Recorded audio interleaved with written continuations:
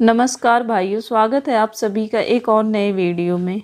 तो भाइयों, आज की हमारी कहानी कुछ इस प्रकार है कि अहंकार एक विनाशकारी भावना है जो व्यक्ति को अंधेरे के रास्ते पे ले जाती है। वह व्यक्ति को अपनी कमियों को देखने से रोकती है और उसे यह झूठा विश्वास दिलाती है कि वह दूसरों से श्रेष्ठ है। अहंकारी व्यक्ति हमेशा दूसरों से बेहतर होने का दावा करता है और वह कभी भी अपनी गलतियों को स्वीकार नहीं करता। यह अहंकार किसी भी व्यक्ति को दूसरों की सलाह और आलोचना अनदेखा करवाता है, दूसरों की राय को सुनने के लिए तैयार नहीं रहता और वह हमेशा अपने ही हिसाब से काम करना चाहता है। इससे वह कुछ सीखने और सुधार करने के अवसरों से वंचित रह जाता है। अहंकार व्यक्ति को अकेला कर देता है क्योंकि कोई भी व्यक्ति अहंकारी व्यक्ति के आसपास रहना पसंद नहीं करता। अहंकार व्यक्ति को गलत रास्ते पर ले जाता है और उसे विनाश की ओर ढकेलता है। अहंकार के कई रूप हैं। यह अभिमान, घमंड और श्रेष्ठता के भाव के रूप में प्रकट हो सकता है। अहंकार व्यक्ति के जीवन में कई समस्याएं पैदा करता है। यह उसके रिश्तों को खराब करता है और उसे सफल होने से भी रोकता है। व्यक्ति अक्सर दूसरों को दुख देता है और वह खुद भी दुखी रहता है। तो चलिए आज की इस कहानी के माध्यम से समझते हैं और यह जानने का भी प्रयास करते हैं कि आखिर इसका समाधान क्या है और अपने अहंकार को नियंत्रित करने के लिए हम क्या कर सकते हैं। बहुत समय पहले की बात है, एक छोटा सा गांव था। उस गांव में दुकानदार था जो बहुत अमीर था, जिसके पास किसी भी चीज़ की कोई कमी नहीं थी। उसके पास वह सारी सुख सुविधाएं थी जो वह चाहता था। उसका एक पुत्र भी था जो युवा हो चुका था। उस दुकानदार के बेटे ने अब तक अपने जीवन में कोई भी दुख नहीं देखा था। जो भी वह चाहता था वह दुकानदार उसे सब कुछ लाकर दे देता था, जिस कारण उसे अपने जीवन में किसी भी प्रकार का दुख का अनुभव नहीं हुआ था। उस दुकानदार के बेटे के कई सारे मित्र भी थे। उसके पास अथाह संपत्ति थी, धन दौलत था और किसी भी चीज़ की कोई कमी नहीं थी। लेकिन एक दिन अचानक वह दुकानदार बीमार पड़ गया और देखते ही देखते उसकी बीमारी ने उस पर पूरी तरह से पकड़ बना लिया था। वह दुकानदार अपने जीवन की आखिरी सांसें गिन रहा था। अब उस दुकानदार को यह प्रतीत होने लगा था कि वह नहीं बच पाएगा। उसका अंतिम समय आ चुका था। इसलिए उसने अपने बेटे को अपने पास बुलाया और उससे कहा, बेटा, तुमने आज तक केवल सुख ही देखा है।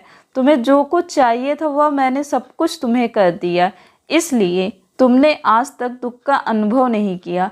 दुख क्या होता है यह तुम्हें पता तक नहीं है और इसी बात की चिंता मुझे खाई जा रही है कि जब तुम्हारे पर दुखों के बादल मंडराने लगेंगे तो तुम सह नहीं पाओगे। इसलिए आज मैंने तुम्हें यहाँ पर बुलाया है। मैं बस आखिरी समय में तुमसे यह कहना चाहता हूँ कि तुम सावधान रहना। मेरी मृत्यु के बाद तुम्हारे अपने ही तुम्हारे दुखों का कारण बन जाएंगे। इतना कहकर वह दुकानदार मृत्यु को प्राप्त हो गया। उस दुकानदार का पुत्र अपने पिता की मृत्यु पर बहुत दुखी था। वह रो रहा था। तभी उसके पास एक मित्र आया और वह उसे समझाते हुए कहता है, दोस्त, तुम क्यों रो रहे हो? तुम्हारे पिता ही तो गए हैं, लेकिन तुम्हारे पास तो अब भी यह सारी धन दौलत है, यह सारी संपत्ति है। यह सारी संपत्ति तो तुम्हारी ही है। अब तो तुम उन चीज़ों का भी आनंद ले सकते हो जिनका आनंद तुम अपने पिता के रहते नहीं ले पाए थे। अपने दोस्त की यह बात सुनकर वह बड़ा प्रसन्न हुआ और उसे भी इस बात का एहसास हो चुका था कि उसके पास अथाह संपत्ति है, धन दौलत है, जिसकी मदद से वह अपना जीवन खुशी खुशी बिता सकता है। लेकिन इस धन संपत्ति के कारण वह अब बुरी आदतों का शिकार भी हो चुका था। उसे हर प्रकार का नशा करने की आदत लग चुकी थी। जहाँ उसका मन करता वहाँ वह चला जाता था।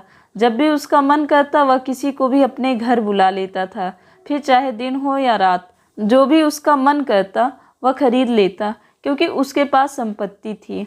और तो और उसके पिता का सारा दुकान भी अब उसी के हाथों में था और अब वह बहुत खुश था।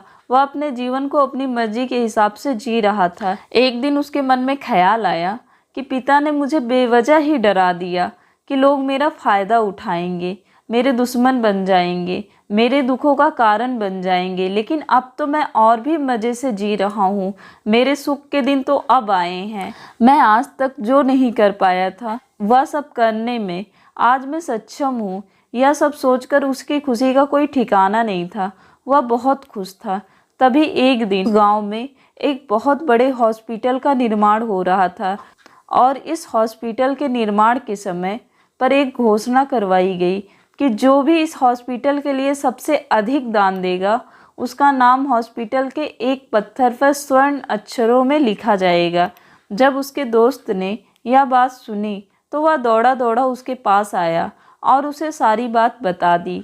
तब उस दुकानदार के बेटे ने यह तय किया कि वह हॉस्पिटल को सबसे बड़ा दान देगा और उसने ऐसा ही किया और साथ ही यह भी निश्चित हो गया कि उसका नाम उस हॉस्पिटल के एक पत्थर पर स्वर्ण अक्षरों में लिखा जाएगा। लेकिन जब वह दान देकर वापस घर की ओर लौट रहा था तो रास्ते में उसे एक भिक्षु मिले जो भोजन की मांग कर रहे थे। इस पर वह घमंडी दुकानदार का बेटा कहता है, तुम जैसे लोग केवल 2 वक्त की रोटी के लिए हमेशा चिल्लाते रहते हो, पता नहीं तुम लोग कहाँ से आ जाते हो और इस पर तुम लोगों को पैदा ही क्यों करता है।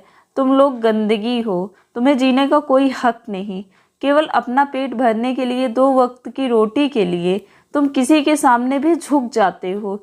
यदि झुकना ही है तो ईश्वर के सामने झुको, शायद वह तुम्हारी गलतियों को माफ कर दे और तुम्हें एक अच्छा जीवन प्रदान करे। हो सकता है वह तुम्हें भोजन भी दे दे। वह लड़का उस बिच्छू को खड़ी खोटी सुनाकर वहां से चला गया। धीरे धीरे उस लड़के के पास उसके दोस्त, सहयोगी और रिश्तेदारों की संख्या बढ़ने लगी। अब हर कोई उससे बिना पूछे कोई काम नहीं करता था, हर चीज़ में उसी से पूछा जाता था, जिस कारण उस लड़के को लगने लगा था कि अब मेरे बिना कोई काम नहीं हो सकता, जो भी हूँ मैं ही हूँ। जिस कारण उस लड़के का अहंकार अब 7वें आसमान पर था। सभी लोगों ने उसका मन जीत लिया था, सब लोग उसके विश्वास के पात्र बन चुके थे। अब उस लड़के के पास अपार धन था जिस कारण सब उससे जुड़े हुए थे, लेकिन यह बात उस लड़के को समझ नहीं आ रही थी। सभी लोग विश्वास के नाम पर अब उस लड़के से धन उधार लेने लगे थे और वह भी खुशी खुशी लोगों को धन उधार में दे दिया करता था। जो कोई उससे धन उधार लेने आता वह जितना मांगता वह उससे ज़्यादा ही उन्हें दिया करता, क्योंकि वह सभी की नज़रों में अपने आप को अच्छा साबित करना चाहता था। वह अपने आप को महान दिखाना चाहता था। लेकिन धीरे धीरे उसकी बुरी आदतों के कारण अब उसकी दुकानदारी चौपट होने लगी थी। देखते ही देखते एक दिन दुकानदारी में उसे बहुत बड़ा घाटा हुआ। उसका पूरा दुकान कर्जा में डूब गया। अब वह बहुत परेशान हो चुका था, बहुत चिंतित हो चुका था। उसे यह समझ नहीं आ रहा था कि आखिर यह सब क्या हुआ। मेरे पास तो कुछ समय पहले आपात धन था और आज मेरे ऊपर बहुत बड़ा कर्जा है जिसे मुझे चुकाना ही होगा। तभी उसे उधार दिया हुआ धन याद आया जो उसने अपने दोस्तों और सहयोगियों को दिया था, अपने रिश्तेदारों को दिया था। उसने सभी से अपना वह दिया हुआ कर्जा वापस मांगना शुरू किया, लेकिन किसी ने भी उसका दिया हुआ कर्जा उसे वापस नहीं दिया, बल्कि लोगों ने उसे धुतकार कर वहाँ से भगा दिया। वे एक एक करके सभी के पास गया, लेकिन किसी ने उसकी कोई मदद नहीं की। देखते ही देखते उसका सब कुछ बिक गया। अब उसके पास कुछ नहीं था, वह सड़क पर आ चुका था। तभी वह यह सोचने लगा कि अपने सुख के दिनों में यह नहीं जान पाया कि मैं अपने शत्रुओं से घिरा हुआ हूँ। मेरे पिताजी सही कहते थे, मेरे अपने ही मेरे दुखों का कारण बनेंगे। पिताजी आपका धन्यवाद, लेकिन मैं आपकी बातों को समझ नहीं पाया और आज देखिए क्या क्या हो गया। वह सारा दिन यहाँ से वहाँ भटकता रहा और सोचता रहा कि अब आगे क्या होगा। वह कैसे खाएगा, कहाँ रहेगा और कैसे सोएगा। उसे अपने पिता की याद सता रही थी। वह उन्हें याद कर कर के रो रहा था। उसकी आंखों से आंसू बह रहे थे, लेकिन अब बहुत देर हो चुकी थी और अब धीरे धीरे उसे भूख भी लग रही थी। तभी उसने सोचा कि मैं उसी हॉस्पिटल पर चलता हूँ जहाँ पर पत्थर पर मेरा नाम स्वर्ण अक्षरों में लिखा गया है। मैं जाकर वहाँ पर कुछ मदद मांगता हूँ।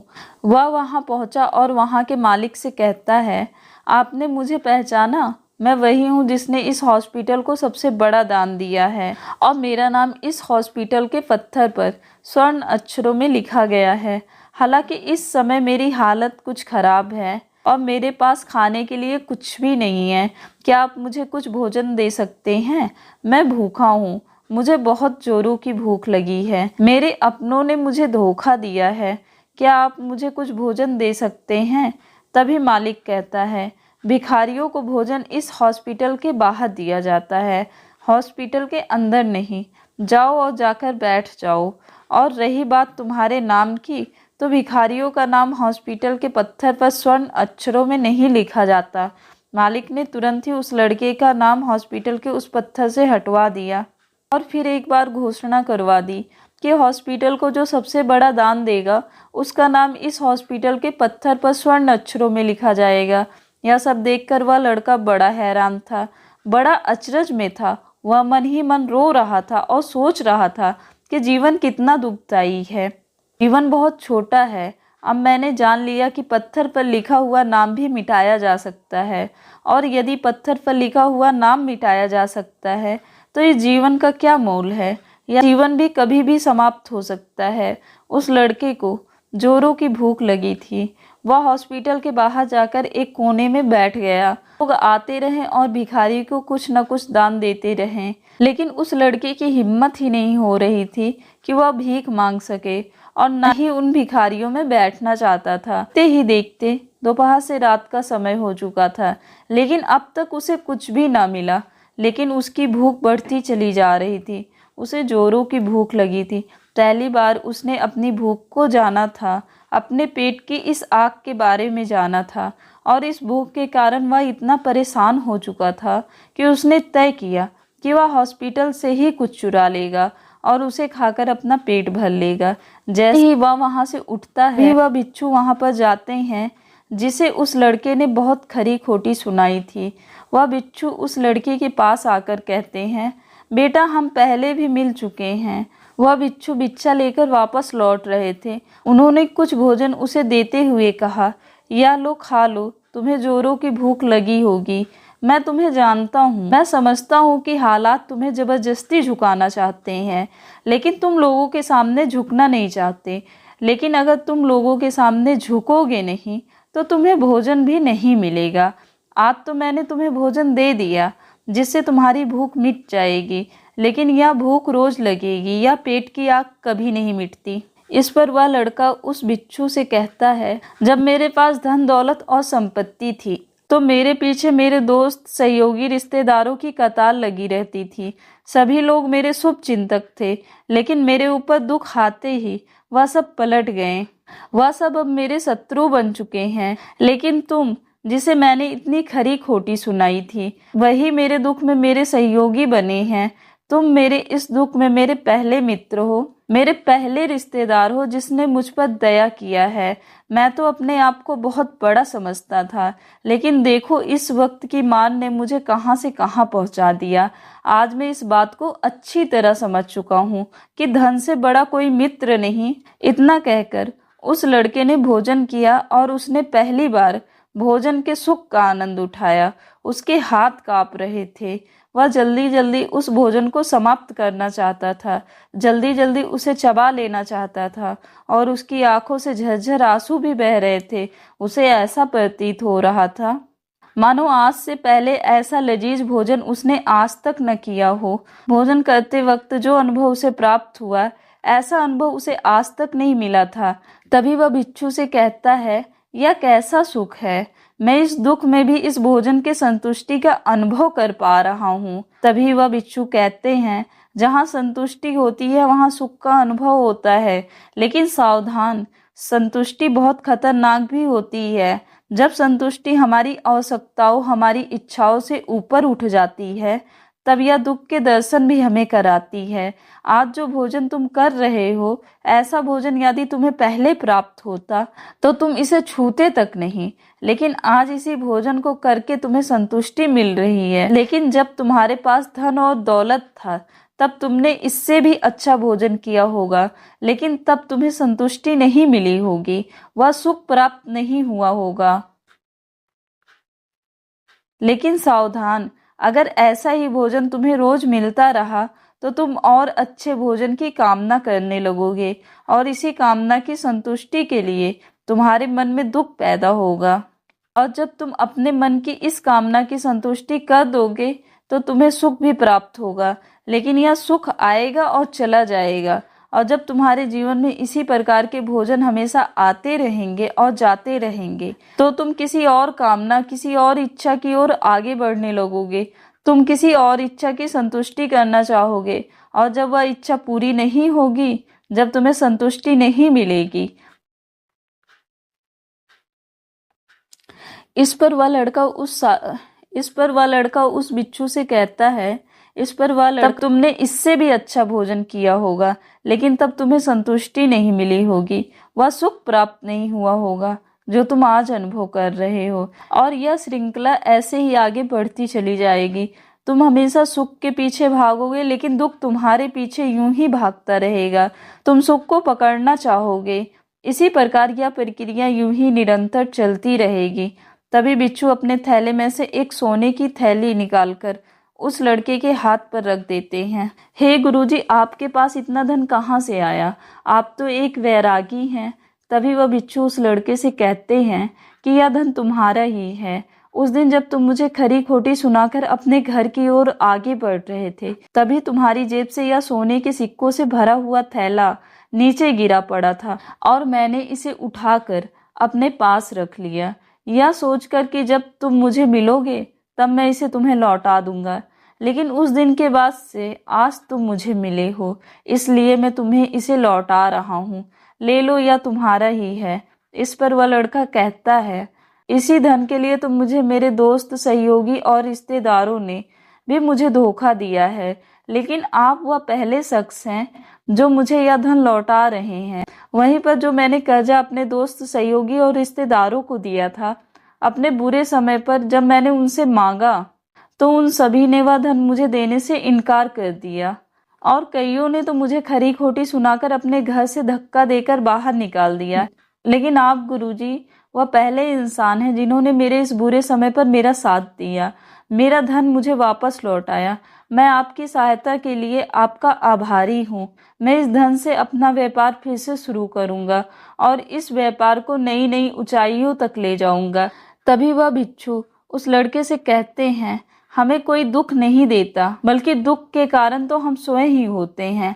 हम स्वयं ही खुद को धोखा देते हैं। सुख में हम भ्रमित रहते हैं। हमें यह पता नहीं चलता कि हम सही कर रहे हैं या गलत, और इसी प्रकार हम एक मायाजाल में फंसते चले जाते हैं, क्योंकि सुख में हम अपनी आंखें बंद करके बस उस सुख का आनंद लेते हैं और हम किसी चीज की तरफ ध्यान नहीं देना चाहते। हम नहीं जानना चाहते कि जीवन मीठा है तो कड़वा भी है, सच है तो झूठ भी है। सुख में हम केवल अपने अहंकार को बढ़ावा देते हैं। अहंकार व्यक्ति को गलत रास्ते पर ले जाता है और उसे विनाश की ओर ढकेलता है, आदमी को अंधा बना देता है। इसी के विपरीत अगर हम देखें तो विनम्रता एक ऐसा गुण है जो व्यक्ति को सफलता की ओर ले जाता है। यह उसे दूसरों से सीखने में मदद करता है और उसे अपनी कमियों को स्वीकार करने की शक्ति देता है। अहंकार का त्याग कर विनम्रता को अपनाना ही सफलता और खुशी का मार्ग है। विनम्रता हमें अपनी कमियों को स्वीकार करने और उनमें सुधार करने की शक्ति देती है। यह हमें दूसरों से सीखने और उनके अनुभवों से लाभ उठाने के लिए प्रेरित करता है। विनम्र व्यक्ति दूसरों का सम्मान करता है और उनके विचारों को महत्व देता है, जिससे वह एक अच्छा दोस्त और सहयोगी बन जाता है और वह कभी भी किसी को नीचा नहीं दिखाता है। इसलिए अहंकार से बचना चाहिए और अपने अंदर विनम्रता का भाव रखना चाहिए। अहंकार और विनम्रता के बीच का अंतर एक कहानी के माध्यम से समझा जा सकता है। तभी इस पर वह लड़का कहता है, आप ठीक कहते हैं। जब मेरे पास धन दौलत संपत्ति थी तब मैं अंधा हो चुका था।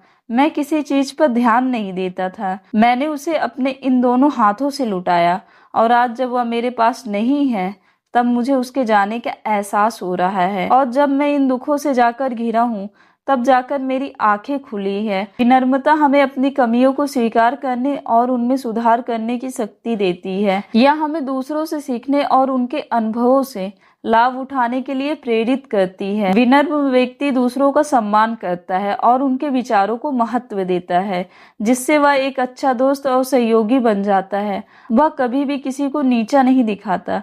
इसलिए अहंकार से बचना चाहिए और अपने अंदर विनम्रता का भाव रखना चाहिए। अहंकार और विनम्रता के बीच का अंतर तुम्हारी कहानी के माध्यम से समझा जा सकता है। तभी इस पर वह लड़का कहता है, यह जो ज्ञान दुख द्वारा मुझे प्राप्त हुआ है, यह ज्ञान मैं हमेशा अपने साथ रखूंगा, अपने सुख में भी और अपने दुख में भी। अपने सुख में भी अब से मैं अपनी आंखें खुली रखूंगा। इस कहानी से हमें यह सबक मिलता है कि अहंकार हमें विनाश की ओर ले जाता है, जबकि विनम्रता हमें सफलता और खुशी की ओर ले जाती है। इसलिए हमें हमेशा विनम्र रहना चाहिए और दूसरों से सीखने के लिए तैयार रहना चाहिए। विनम्रता ही सफलता का मार्ग है। भाइयों, उम्मीद है कि आपने आज की इस वीडियो में जरूर कुछ ना कुछ अच्छा ही सीखा होगा। तो इस वीडियो को लाइक और चैनल को सब्सक्राइब करना ना भूलें, और साथ ही साथ इस वीडियो को उन लोगों को भी शेयर करिए जिसे इस कहानी को सुनने की आवश्यकता है। तो चलिए फिर मिलते हैं एक नए वीडियो में एक नए मैसेज के साथ। तब तक के लिए टेक केयर।